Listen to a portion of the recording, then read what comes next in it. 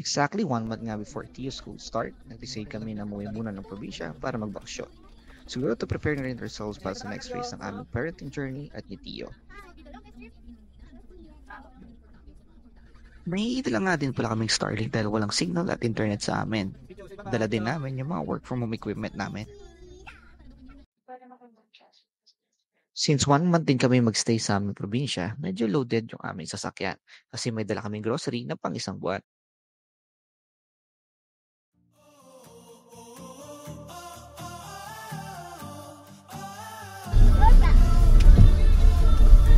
Natin ko sa sayad. Sabi sobrang baksak na. Let's Daddy, say hi!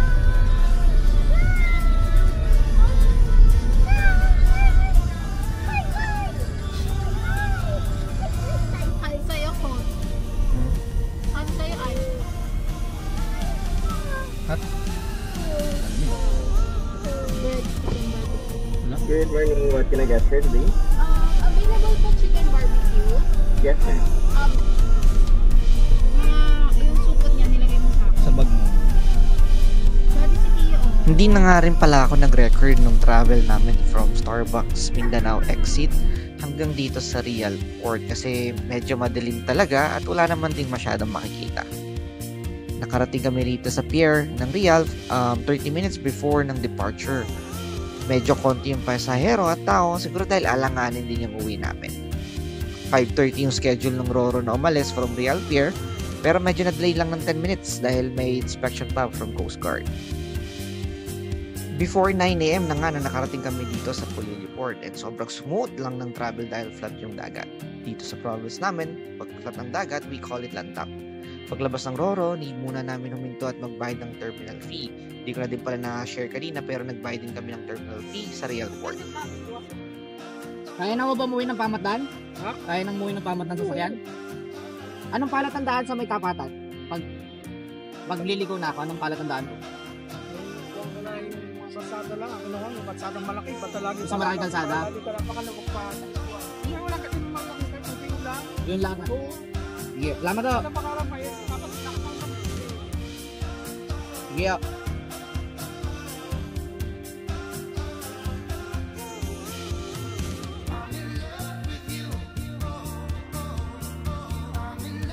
Hindi kompleto ang Pulilio travel kung hindi ka dadaan dito sa aming Arco. Sobrang iconic nito kasi halos lahat ng tourists, even local, nagpapapicture dito. Hanggang ngayon nga actually hindi ko pa nalala kung anong ibon yung nasa taas ng Arco namin.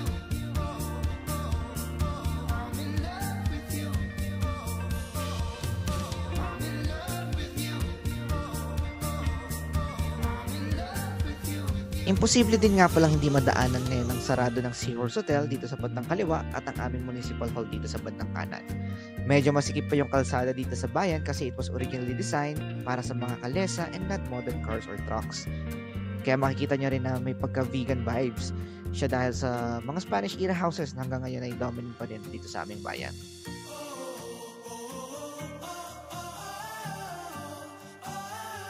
Usually, pag umuwi kami ng probinsya, ang means namin is through boat or motorcycle. First time namin uuwi ngayon ng nakasasakyan and not sure kami kung kakayanin ba. Nag-decide kami magdala ng sasakyan kasi kaya na daw ng jeep at sasakyan hanggang sa amin. So ito, try natin. Hindi pa kasi develop yung mga daan sa amin. May mga part halos tricycle lang yung kasya at motor lang nakakadaan. Halos lahat hindi pa rin sementado at rough road pa rin. So tara,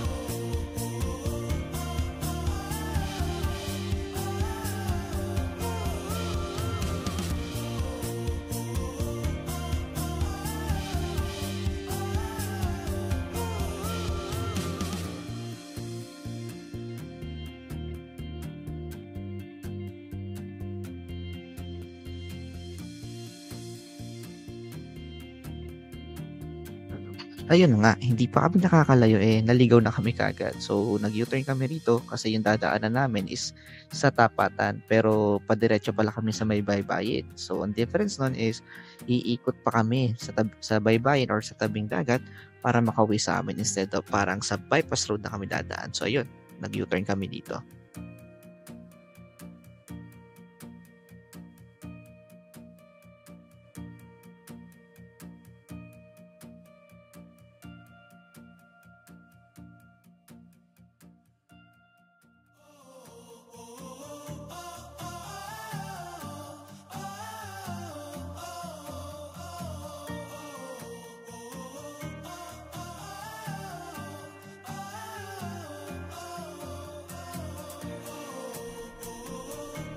Kamusta po yung daan?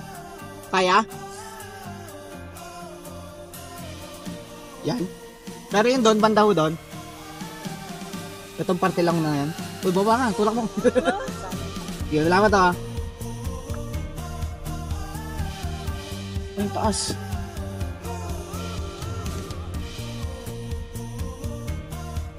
Di kaya to. Saan? Kaya to. Hindi pa nga kami nakakalayat ito. Na-encounter na namin yung unang challenge namin. Medyo nag-ulan last night at nagputik yung daan. At ito nga medyo malalim yung putik at feeling ko hindi kaya kailangan ko umatras.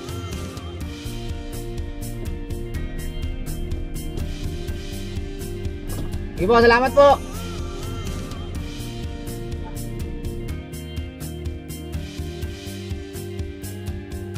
Dahil malayo nga yung pinanggalingan namin at medyo mahirap kung aatras pa kami, sinubukan namin.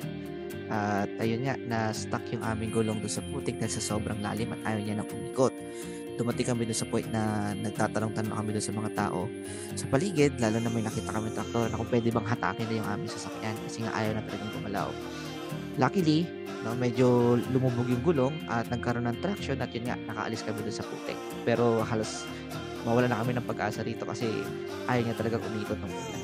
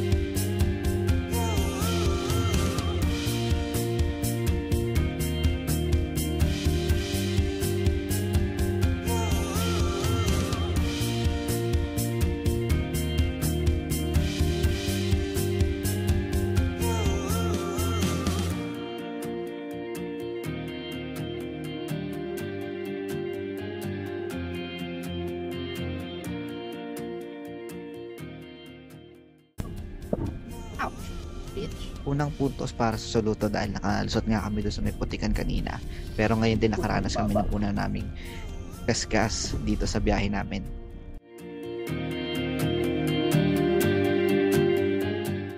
Ito hindi eh.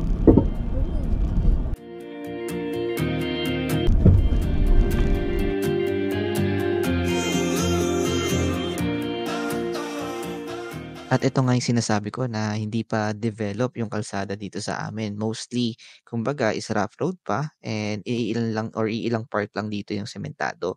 Kailangan nyo magbigayan at mga kadalasan tricycle or motorcycle lang yung nakakadaan. Dito meron pa nga kaming ilang river crossing na ginawa, no? So hindi ko na-imagine kaya pala to nung sedan namin. Uy!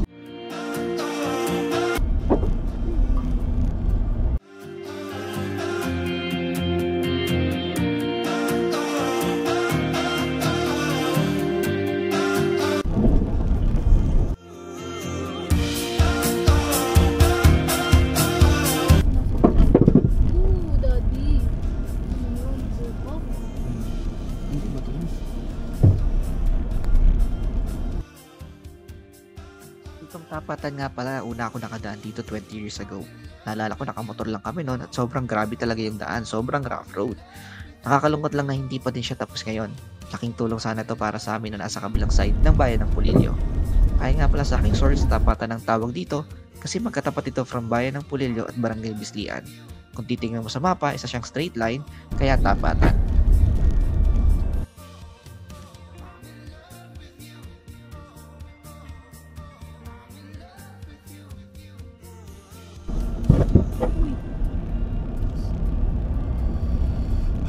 Nagpapuntong hininga na nga lang ako rito kasi sobrang napasubo na kami at hindi na rin kami makabalik at wala na kaming magawa dito kaya wala na talaga. May mga nadaanan pala kami ditong abandoned barracks at mga construction equipment. Parang na-abandon yung project, hindi namin alam kung bakit pero sayang naman.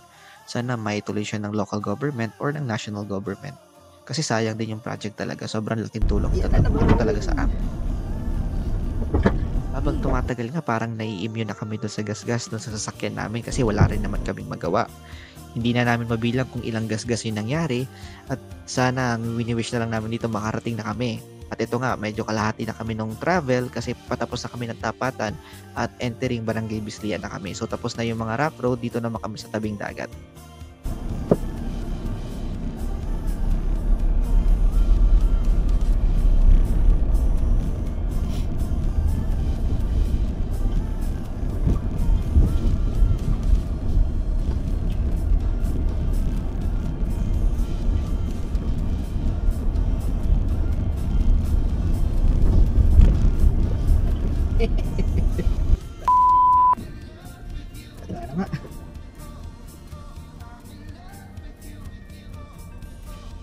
Masayaw yung suspension natin dito.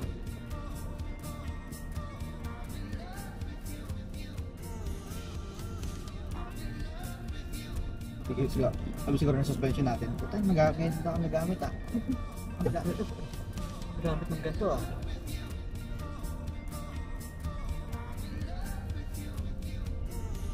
Piling ko nasa tabing dagat na tayo. Tingnan mo nga.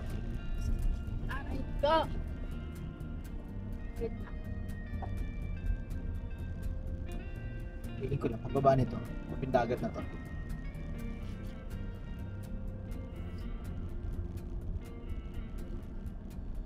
Shit, ano ba to? Ayan. Laki. Dapat pinatanggal mo sa akin.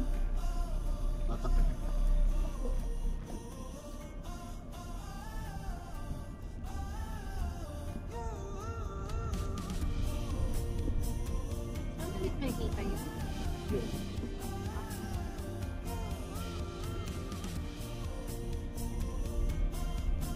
Gusto ko yung dagat na ako. Tina. Riyan? Lamon day ba? Itabi sa flat. Kung pa-flat mo pa. So, baba na tayo. Pamalang ko. Basta nasa tabing dagat na nga. Oo, sabing-tabi. Ito na. Tuloy-tuloy pa na. Dalawang barang. Amadan, tapos kula na lang. Nasa Bislian pa tayo. Palagay dyan. Wala niyo doon. Tapos kami sa Bosnia. Ay! Dali. Galit na lang natin.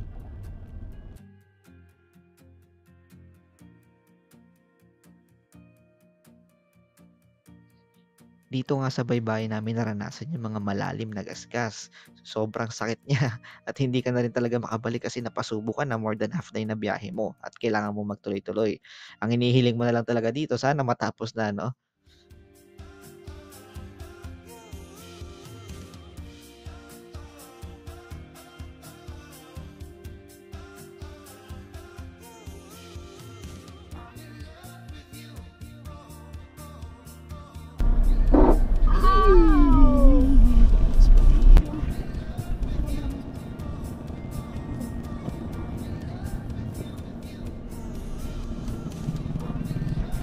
Hindi yung pang ano, pang transition, kumbaga, kaya pang intro or pang ano, kunyari, ibang topic na transition ka ng ibang topic, kunyari, commercial ng konti. Kaya, transfer mo dito.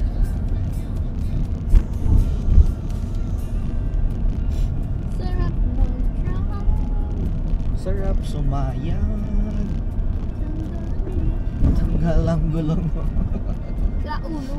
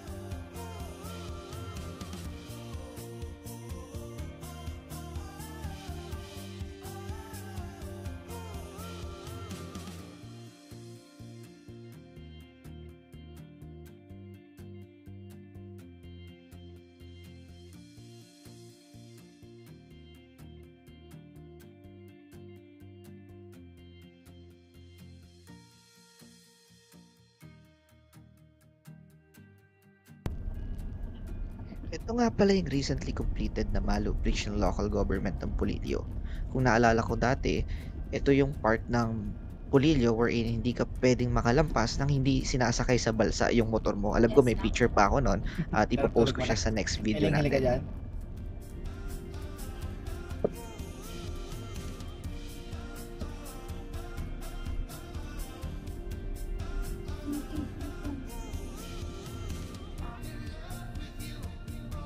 Parang malapit na tayo. Parang tindahan na lang.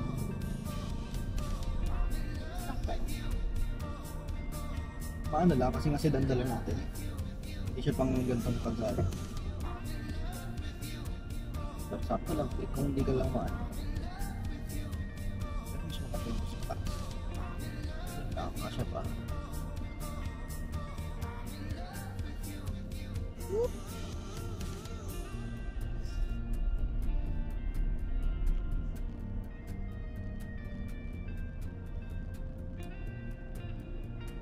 Nakatindahan. Bata nila karo na ganito, galing. Yung papunta. Pumunta tayo. Oo, wala. July? Hindi. Ay na. Hindi yun. Katikit yun eh. Katamid agad yun. Yung kasama yung una-una punta.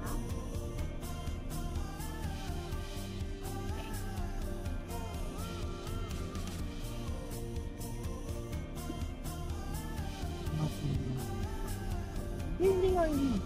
Dahil lang yung paanan pa tayo kanto. May sigit na yung dati.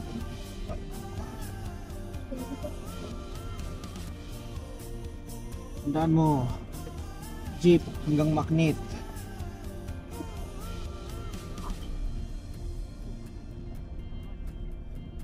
Manipis to sa jeep. Tandaan lang.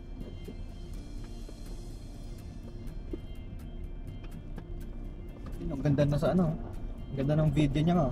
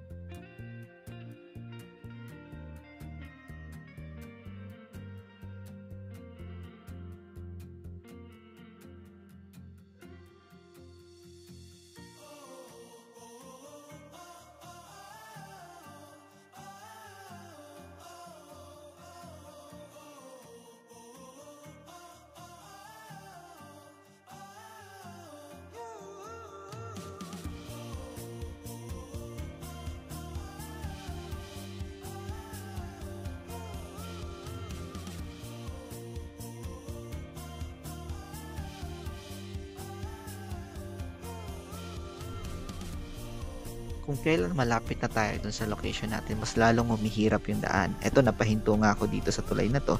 Kasi kumbaga, kailangan saktong-sakto yung pasok mo. So, kailangan pa bumaba ni Mrs. dito para i-guide ako para hindi ako mahulog. Ito kasi yung part na nahulog yung sasakyan ng tito ko before. Nagdala siya rito ng pick-up. Syempre, alam niyo naman, mas malaki sa sedan. So, ako kailangan ko lang mag-ingat kasi baka mahulog dito yung sasakyan namin.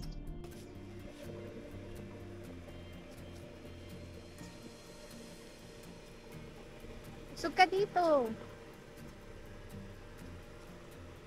Diretso.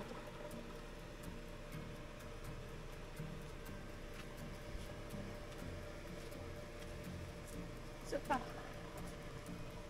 Dito ko. Dito!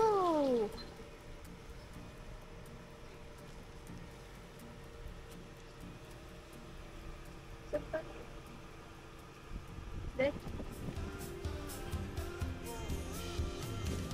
Diretso! Dito.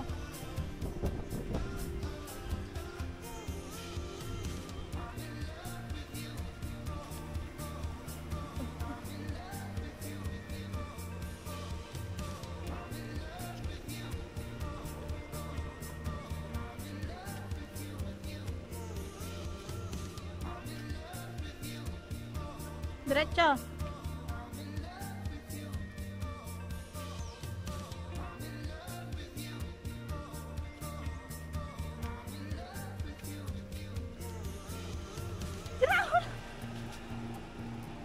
Sira ulo. Traversing kami dito sa sentro ng Barangay Pamatdan. Konting kembot na lang, malapit na kami dun sa Kulalanam kung saan nandun yung resort na tutuluyan namin.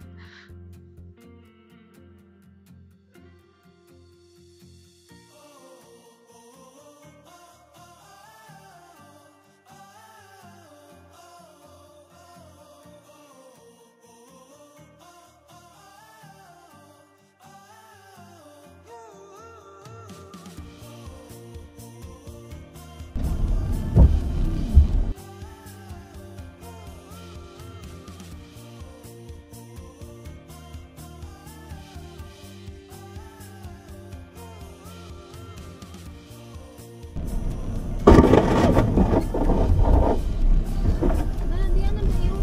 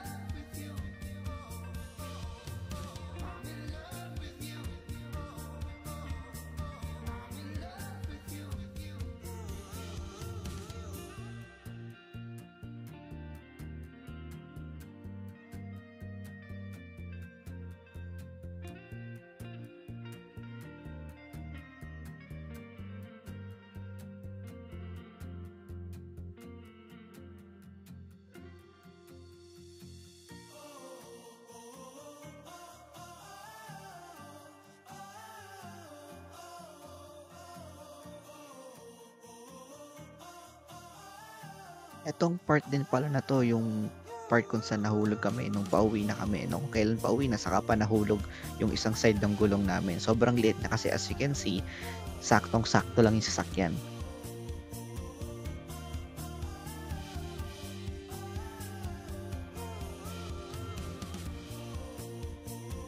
Itong part nga pala na nilagyan ko ng araw, ito yung part na umangkla yung sasakyan namin nung sinundo namin yung lola ko. So, sobrang taas kasi niya na part, tapos umangkla yung left side ng gulong ko na hindi na ako nakaandar.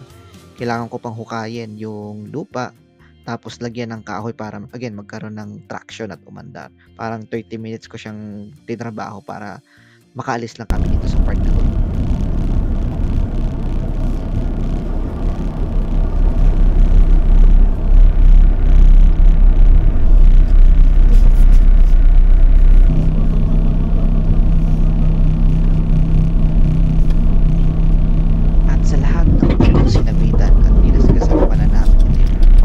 pinaka masakit kasi dito talaga nayanig yung buong sasakyan at ramdam na ramdam namin. So ito yung pinaka worst na gasgas namin kung kailan malapit na kami. At ito na nga, nandito na kami sa kanto ng resort na tutuluyan namin.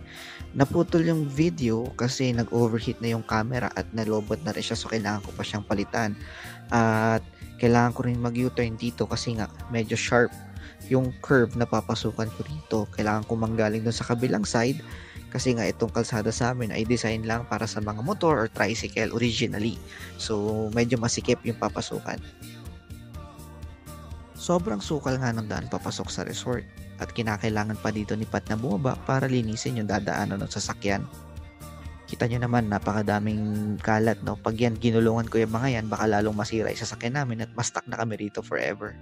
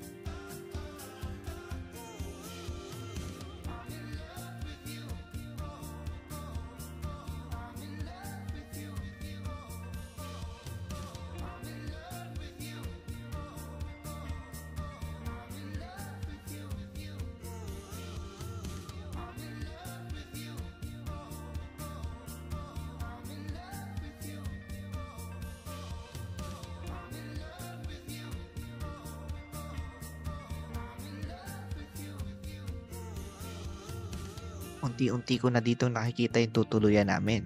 By the way, itong resort na to is under construction at tinatawag siyang The Olympian Beach Resort dito sa may Sitio Kulala ng Barangay Pamatdan.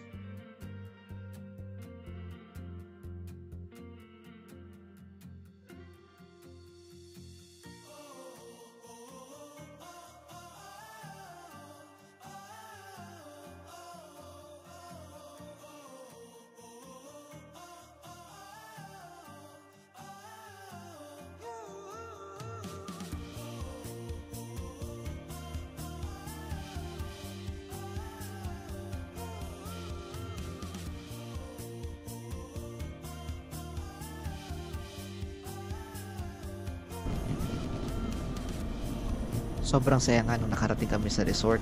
Pero kararating lang namin, pinoproblema na namin paano kami uuwi, lalong-lalo na sa hirap ng daan papunta.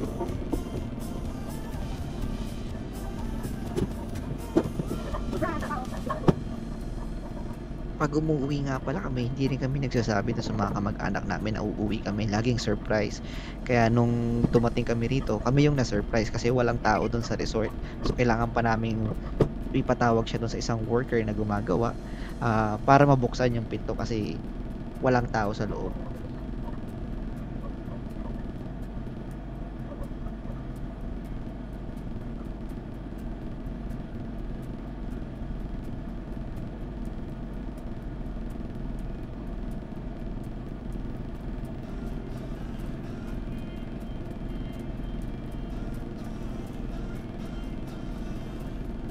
Swerte nga din talaga at nakita kami ng worker na gumagawa na sa villa doon sa may bandang dulo ng resort.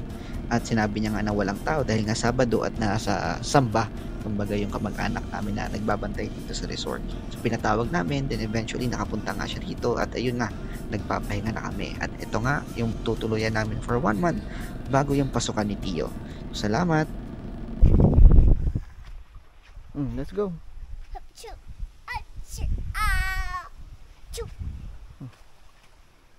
That Daddy, I steered. It's okay. Ay, you're no longer a baby Go. I'm walking.